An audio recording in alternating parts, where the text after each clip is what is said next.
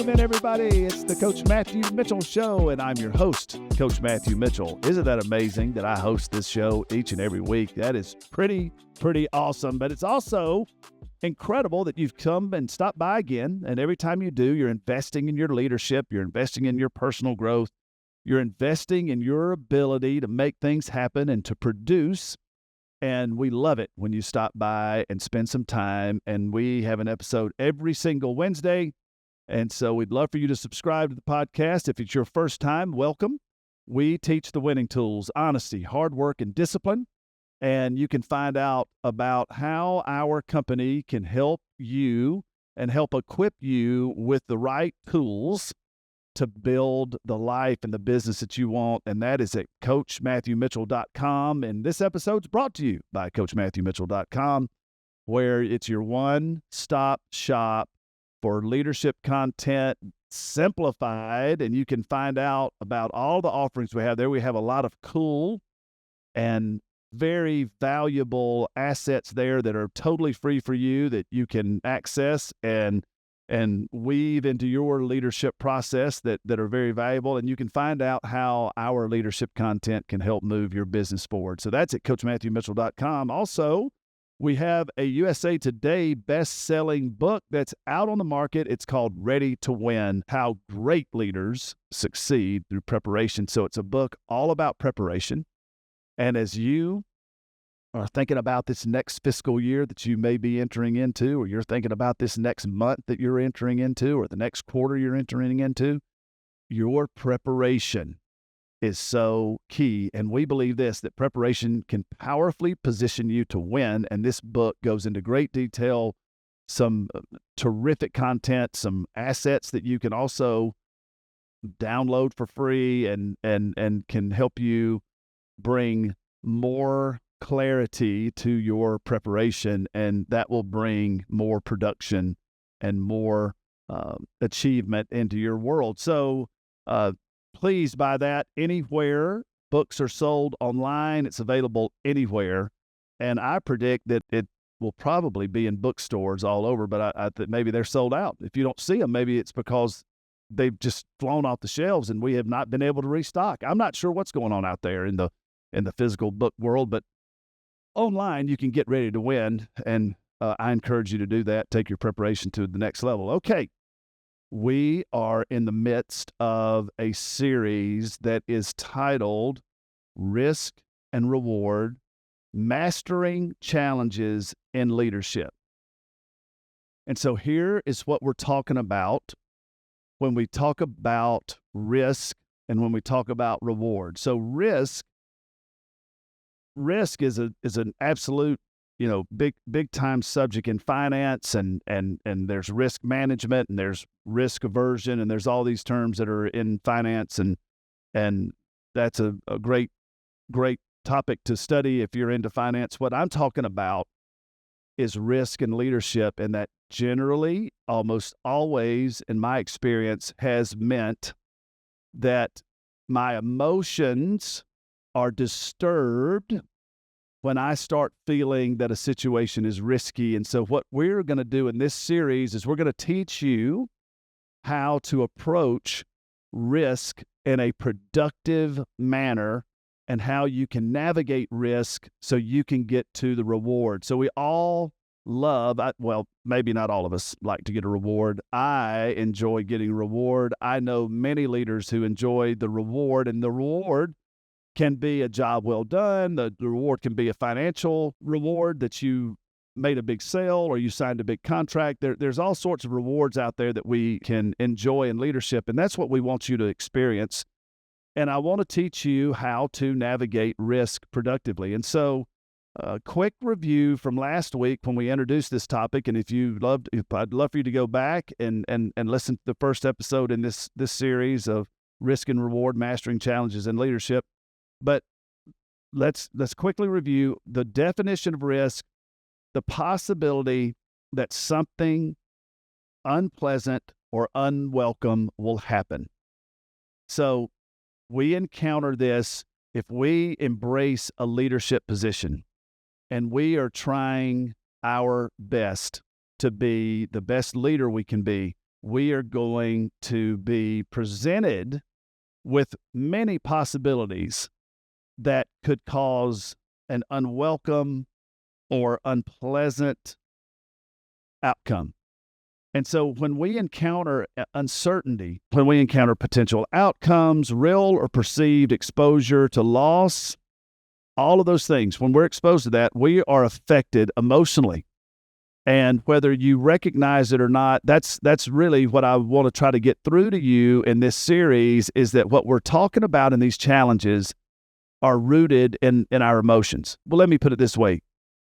If you were say, hey, I should do this or I shouldn't do that, and you are giving someone else advice and it doesn't affect you, you're going to be really accurate. If someone describes a situation in a totally anonymous person that you don't know who it is, and they are describing a dysfunctional situation in the business when it relates to, let's say, a personnel problem, and or you're reading this in a textbook, hey, person A is not showing up on time. Person A is gossiping behind people's back and causing disruption. Person A is not turning in completed work. Person A is not giving great effort, and you're not connected to that. And so should person A be talked to and be counseled and coached and held accountable? And you don't know person A, you're going to say yes. Of course, you should coach that person. You should tell that person if they don't get it together, they're going to have to find somewhere else. I mean, you're when you're emotionally unattached, you can make real clear decisions. What happens is when we get into these scenarios in our business or our life or our organization or our team, and emotions are attached. And trust me, I have spent the last 25 years of my life really intently working on leadership. And so I can tell you now, I do consider myself a high-level leader that is experienced and has a lot of competency in the area and has gained some wisdom through experience. And I will tell you now, I confront emotions all the time when I'm trying to deal with important leadership decisions. So I want you to think about that. This is something that happens with all of us, or generally all of us. And if it's not happening with you, I want you to pay even closer attention, because there's a potential that you've let one of these mindsets we're going to discuss take over you. But what we talked about last week is when our emotions get involved, we experience leadership risks. And we identified 3 common leadership challenges that, if not dealt with properly, feel like tremendous risks to our life, our leadership, our future performance, our ability to make money. And those challenges are dealing with others or dealing with ourselves. There's 3 leadership challenges we identified last week: conflict, confrontation, comfort zone. All right? So conflict between you and someone else, or between members of your team, if we don't navigate that successfully and have our emotions going through that productively, that can feel very risky trying to resolve conflict. Confrontation, that is between you and someone in your organization where you need to confront them with what's going on. And if we don't know how to do that properly, and listen, confrontation, the first thing that pops into my mind when, hey, they had a real confrontation there. I was confronted by an angry customer. Confrontation, I would say, if you think about it right off the bat, you're thinking about something that is negative and emotionally charged. So confrontation can be very difficult if you don't know how to approach that. And now getting out of your comfort zone or trying to push your team out of their comfort zone, that can really get me emotionally charged up. I think it's a real muscle we have to strengthen and we have to use and we have to learn. It's just like trying to get physically in shape and trying to build muscle. You've got to push some weight, and you've got to get into some uncomfortable situations, and not everybody feels great about that. And so getting out of our emotional comfort zone absolutely can make us feel like this is a real risk. I could really be risking my leadership. I could really be risking my position in the organization. I could be risking my ability to make money.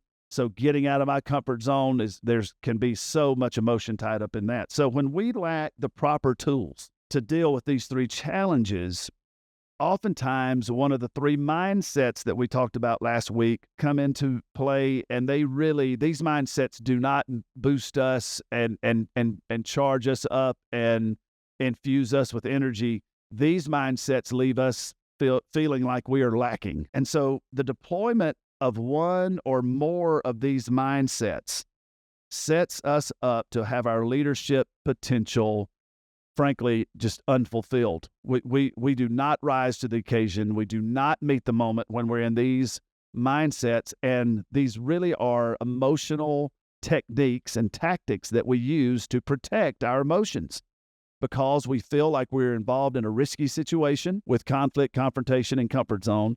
And so how do we deal with that? These mindsets: detachment, avoidance, delay. All right. So we can detach from a conflict. We can just act like it's not happening. We can detach from two team members that are not gelling and are working against each other, and it's affecting the rest of the office. It's affecting the rest of the organization. And as leaders, when we feel like, oh my gosh, this conflict is so risky, and I don't know what to do, I have seen high-level leaders detach and just act as if it's not happening, and that it will somehow resolve itself. And that is going to leave our leadership potential unfulfilled. Avoidance: I just avoid, I stay away, I go the other way. I avoid confrontation. So many times that's connected to confrontation, but also I avoid conflict. I can do that as well. I can avoid getting out of my comfort zone, just stay away from it. And then the third mindset that really gets us, that's really rooted in perfectionism, is delay. I will delay a decision because I will convince myself that the circumstances need to be perfect. And so I will delay instead of taking action and getting these things resolved. And so we are going to use the winning tools: honesty, hard work, and discipline. The winning tools is our proven system to help you achieve and be the leader you want to be. And it's helped me build two successful college women's basketball programs, Morehead State University and University of Kentucky. It's helped me build a successful consulting business where we go in and we help teams deal with these emotional risks. Just like this is a great example of what this series, we're going to use the winning tools: honesty, hard work, and discipline to help us move forward. And so we'll use those. And what we have created for you in this series is an acronym. When you start feeling leadership challenges, when we start getting really, our emotions are heightened, and not in a comfortable way and not in a confident way, because there's some conflict or there's some confrontation that could really be helpful if we did it in a positive way, but we want to avoid that, or we don't want to get out of our comfort zone. I want to teach you, those feel risky to us. So I want to teach you how to navigate that with an acronym: RISK, R-I-S-K. R stands for recognize the opportunity. I, identify consequences. S, strategize responsibly. K, keep grounded. So when we start feeling we're in these emotionally risky situations in our leadership, I want you to think about these 4 steps, R-I-S-K, and that's what we're going to teach you in this series. This week's episode will explore R. The R in the R-I-S-K acronym: R, recognizing the opportunity. So what is an opportunity? An opportunity is simply a set of circumstances that makes it possible to do something. So we need to recognize what are the set of circumstances we have in this opportunity that makes it possible for us to do something. So what is recognition? Recognition is to acknowledge or take notice of something. So we have a choice in what we notice. We can notice opportunities, which is rooted in positivity, or we can notice obstacles, which are rooted in negativity. So our job is to recognize the opportunity. What is recognition? To acknowledge or take notice of something. So we have a choice when we're thinking about recognizing the opportunity is the first step in dealing with these emotionally risky situations. We have a choice in what we notice. And we can notice opportunities which are rooted in positivity, or we can notice obstacles rooted in negativity. And I want you to take a brief moment here. You could even pause the podcast, but I want you to think about, what do you notice in your leadership? Do you notice opportunities? Do you look at a situation and go, wow, think about what we can accomplish because of A, B, C, D? Or do you go, this will never work. This is going to be so difficult. I don't even know why we're even going to bother with this, because this is in the way and that's in the way and this is going on. That's a choice that we have to learn how to make, and we have to open our minds and get our thinking leaning toward when we are recognizing that opportunity that is rooted in positivity, we're going to notice opportunities instead of noticing obstacles. That's just a choice you make. That's just a choice between a positive mindset, a negative mindset. And so opportunities don't mean that everything that I view is a positive, but the way I can make a challenge an opportunity instead of an obstacle, instead of saying, I can't believe this is so hard. I can't believe that this is in the way and this is going to keep us from getting there probably. A different way to say is, wow, this is going to be a really tough part of this challenge, but think about all of the opportunity for me to learn, to think, to grow, to stretch myself. That's a totally different mindset. Let me give you some examples of the current challenge that I have ahead of me, and that is to build the University of Houston women's basketball program, which I'm now currently the head coach at Houston, recently on the job, and it is my job to move the program from where it was performing to outstanding performance and sustained success and solidify us as one of the top programs in the country. That is the challenge ahead of me, and I would not have been interested in the job if I didn't feel like we could meet this challenge of trying to build one of the most successful experiences that a young person can engage and can benefit from as a college basketball player. If I didn't believe we could do that, I would not take on the challenge. Now, the challenge is immense. And so you could look at the 1,000 things that have to happen for me to move us towards success, and I can view those as obstacles. So whatever lack of tradition we have, I could view that as, well, they haven't won much over the history of their program. I could look at that as and really focus in on that part of the picture, the full picture of the program, and that could slow me down. Or I could look at, wow, what an unbelievable opportunity, because there are so many good players year after year after year in the city of Houston and in the state of Texas. Wow, think about what we can do when we can tell the story and we can show all of these great players the advantages they can enjoy because of how great the institution is. And the University of Houston is a top 50, academically, is a top 50 public university in the country. It is an outstanding academic university. Think about the beautiful campus that we have. I think it's 644 acres. Please don't fact check me on that. I'm new on the job, but I think that somewhere that got into maybe it's 844, maybe it's 466, but I'm going with 644 acres. I think that's what it is. But it is a beautiful campus with just outstanding academic programs, vibrant student life. There's just so many advantages. So when we communicate that to these outstanding, talented players and families, wow, think about what we can do. So that's looking at it as an opportunity. So here's 3 steps. 3 steps. I love to teach this. 3 steps to effectively recognizing the opportunity. Number 1, start at yes. Start at yes. The answer is yes. Will we be successful in this upcoming project? Yes.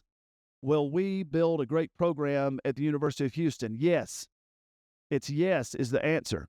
Are we going to close this sale? Yes. Are we going to sign this incredibly talented team member that we need to sign to make our organization, this new person in accounting, and she's got 15 other offers. And are we going to sign her? Yes. The answer is yes. So start at yes to whatever the question is, no matter how great the challenge is, answer yes. Because once we answer yes, we can begin devising our process to reach the answer and make it a yes. Does that mean that you will always reach whatever goal you've set? Does that mean since we answer yes on the front end, does that mean we will never fall short? That's not what it means. What it means is my mindset starts to view the opportunity instead of viewing the obstacle. So when you say yes, now let's go back through and let's take our time and let's start to do the second step. And the second step is this: after we've answered yes, now we're going to spend time identifying all assets available to help us succeed.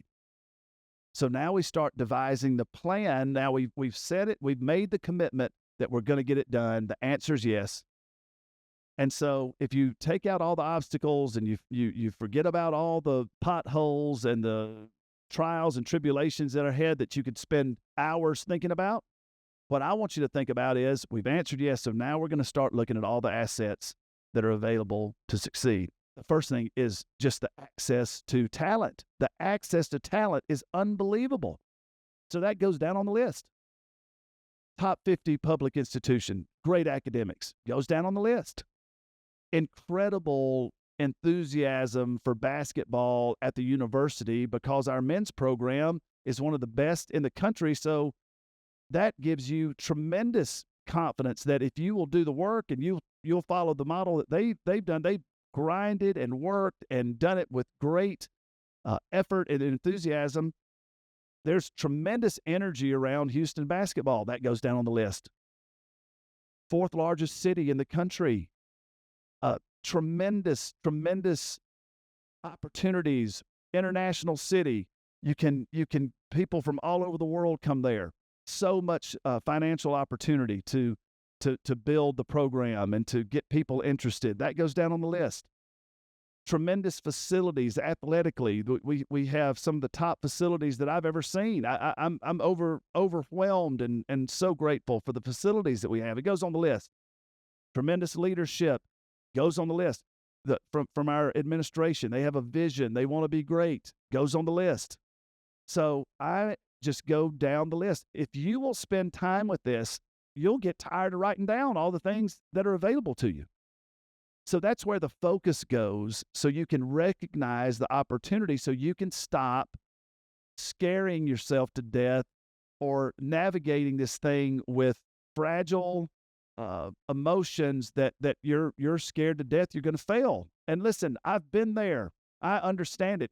It is real and it is frightening. And I feared failure all the time, and there was some benefit, but what I want you to know is there's a shelf life at some point that starts working against you, and it starts slowing you down, and it just actually puts shackles and chains on your leadership, and you will never, ever reach your potential as long as you are leading from a spot of fear of failure. So we're going to start at yes.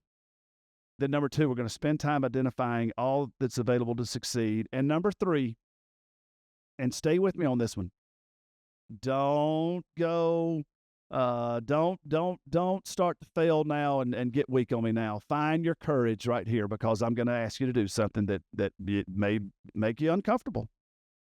But once you've identified the successful assets, I want you to write a commitment letter to yourself explaining the evidence that makes this an outstanding opportunity. I want you to attach no outcome to the letter. I don't want you to write yourself and go, this is going to be great, and we're going to do it, and we're going to get there, and we're going to make it. That's not what the letter is about. The only goal in this exercise is to clearly identify the opportunity. What does R stand for? Recognize the opportunity. Now, in the letter, you are welcome to acknowledge difficulty, but in the end, when you do this correctly and you do this sincerely and you do this with these 3 steps, you are going to honestly identify the opportunity. So what are you going to need for this? You're going to need the first winning tool. The very baseline of the system is honesty. And so the letter that I am writing to myself, dear Coach Mitchell, what an incredible opportunity we have at the University of Houston. We have access to more talent, and we're closer proximity to more talent than at any point in time in your successful college basketball coaching career. This is an amazing asset that we have at our disposal. We have a world-class university, we have a world-class city, we have world-class facilities, and we have the support of a visionary leader in our administration that wants women's basketball to succeed. This will be a very, very difficult challenge to meet, but the way I see it, we have the assets in place to pursue this challenge, and that's what makes this an incredible opportunity. Your friend, and God bless you and your family, Coach Matthew Mitchell. There you go. That's how you do this. That's how you write the letter. That's how you write the letter. And so now you've identified the opportunity. You have recognized the opportunity, and that's R. And so you may say, well, I feel a little strange writing to myself. I'm not really worried about how you feel on that. That's just get over that part. Get it. Just 3 steps. Start at yes. Yes, we're going to make this happen. 2, spend time and identify every asset available to you so you can succeed, and make that list. Write the list down.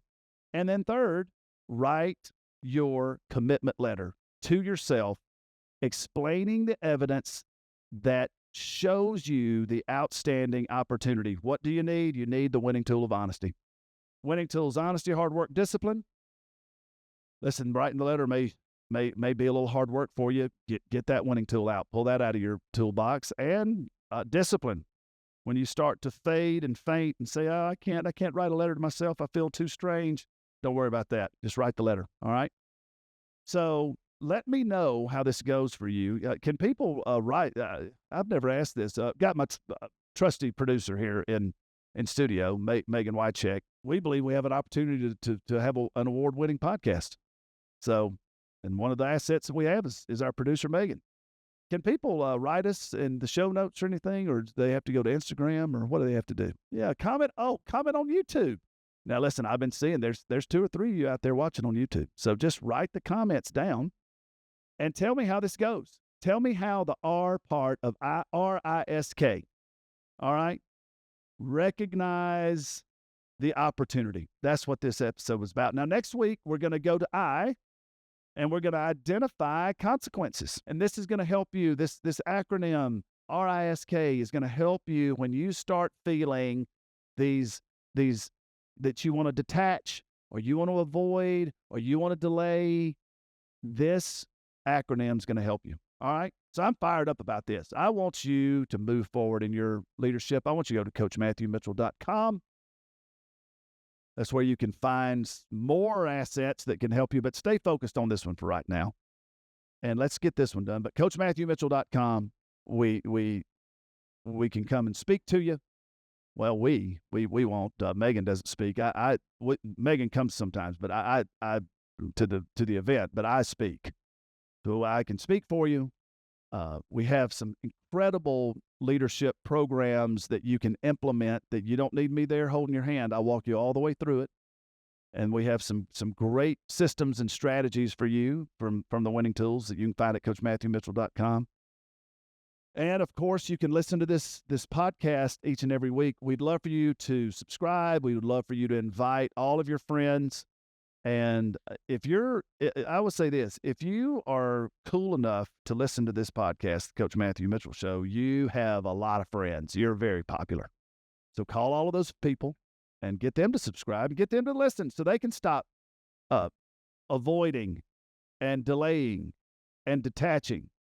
You know they do it. So tell them to stop doing it. Tell them to listen to the Coach Matthew Mitchell Show, and I teach them how to stop doing that. So listen, it's been a great episode. I'm so passionate about this. I want you to have the tools to navigate your leadership in an emotionally positive way and navigate these emotions in a positive way.